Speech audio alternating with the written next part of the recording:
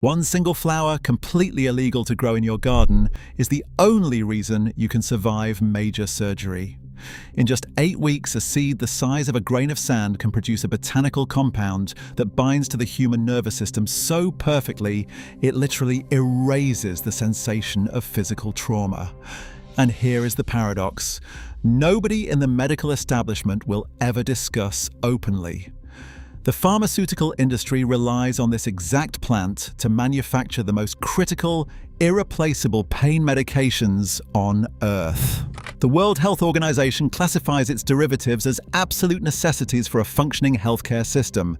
But in the United States, if you take the seeds from your kitchen pantry, push them into the soil of your backyard, and allow them to sprout, you are technically committing a federal felony.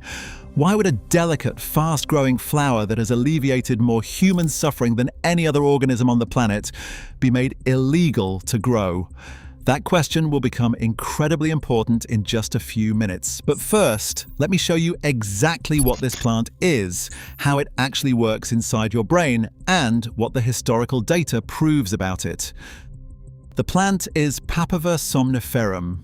You probably know it as the opium poppy, or the breadseed poppy. For over 5,000 years, this was not a heavily restricted narcotic. It was the absolute center of human medicine. The ancient Sumerians cultivated it in Lower Mesopotamia and referred to it as the joy plant. Egyptian physicians grew massive fields of it along the Nile and recorded its uses on medical papyri. Greek healers prescribed the crushed seed pods to soothe crying infants, to ease the passing of the dying, and to treat severe dysentery.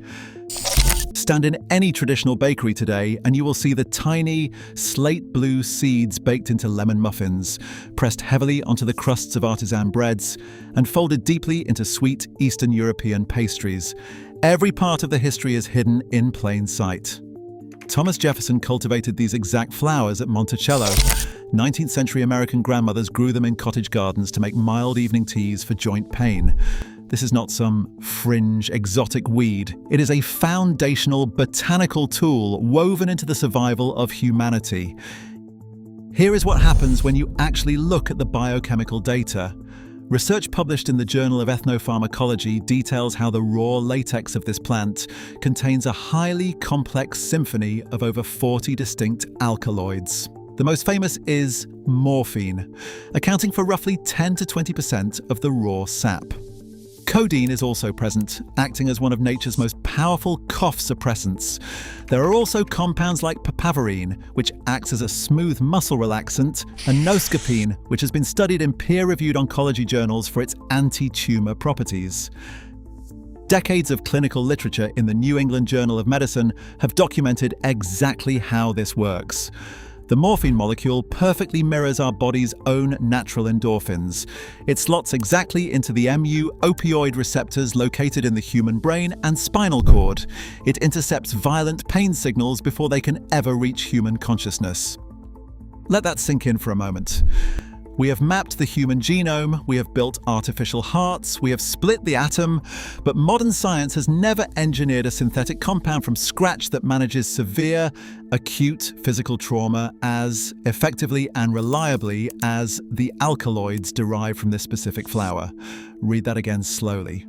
All of our advanced trauma management, every epidural, every post-operative intravenous drip, is just a copy or a refinement of what this simple garden weed does naturally. Now, here is where the story becomes something different entirely.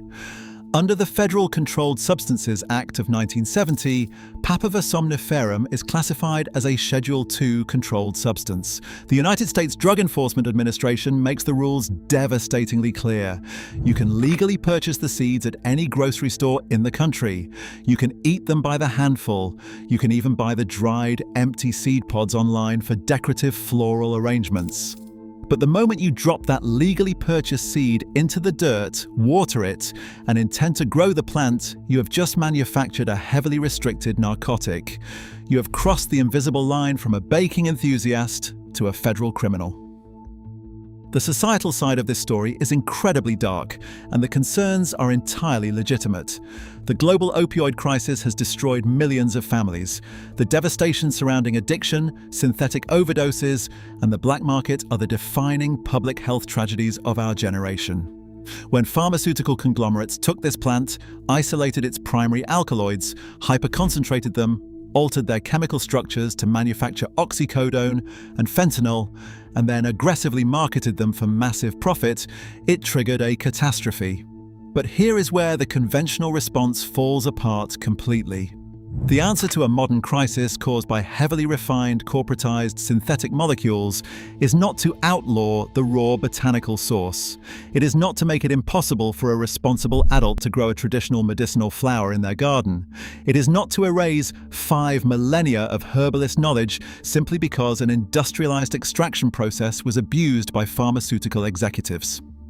The scientific literature on the raw plant matrix is not subtle. A peer-reviewed botanical analysis reveals that when consumed in its raw, natural state, such as a traditional low-dose pod tea, the plant acts entirely differently than a concentrated pharmaceutical pill. The raw plant possesses a natural botanical buffering system. The secondary alkaloids present in the sap counteract the extreme effects of the primary alkaloids. Nature packaged the medicine with its own organic limitations. We criminalized the flower, but we allowed the corporations to patent and mass-produce the isolated, highly addictive chemical. Now, let me show you the biology that changes everything about this conversation. According to agricultural cultivation data, Papaver somniferum is one of the most resilient, hyper-efficient chemical factories on the planet. From a microscopic seed placed on top of cold dirt in the early spring, this plant will send up a pale green, cabbage-like stalk. Within 8 to 12 weeks, it unfolds massive tissue paper petals that can be deep purple, vibrant red, or ghost white. It requires almost no human input. It thrives in poor, sandy, disturbed soil. It does not need expensive fertilizers. When the petals fall away after just a few days, a swelling green pod remains. If you score the surface of that immature pod with a sharp blade, a milky white latex immediately bleeds out onto the surface. Under the heat of the sun, that latex oxidizes and hardens into a sticky brown resin. That raw resin contains the exact chemical blueprint that stops human agony. The global medical supply chain knows exactly how efficient this is. The International Narcotics Control Board meticulously tracks the legal, industrial cultivation of this crop. Entire nations rely on it to keep their medical systems functioning. Massive, legally licensed fields in Tasmania, Turkey, Spain, and India produce thousands of tons of this raw material every single year. Armed guards patrol the perimeters of these blooming fields. The harvest is loaded into secure shipping containers, transported to heavily fortified pharmaceutical processing facilities in the West, and refined into the sterile vials of pain medication loaded into the back of every single ambulance in your city. We live in a world that is completely terrified of the power this plant holds, yet we are utterly dependent on it for our medical survival. We took a resilient, fast-growing flower that nature provided to ease human suffering, and we locked it behind razor wire, international treaties, and federal statutes.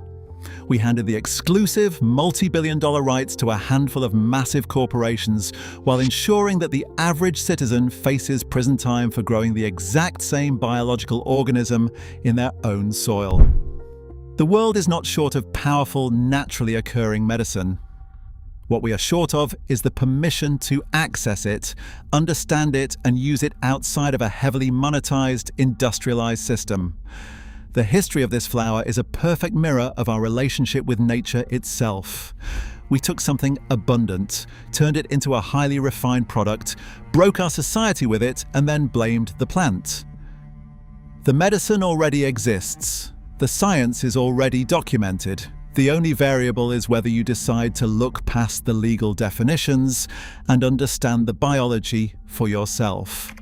If this video shifted the way you look at the plants growing around you, please hit the like button and leave a comment below with another controversial or forgotten plant you want RootVault to investigate next. Make sure you subscribe to RootVault so you do not miss the next deep dive. There are more of these hidden histories waiting to be uncovered, and most of them are growing quietly right outside your door.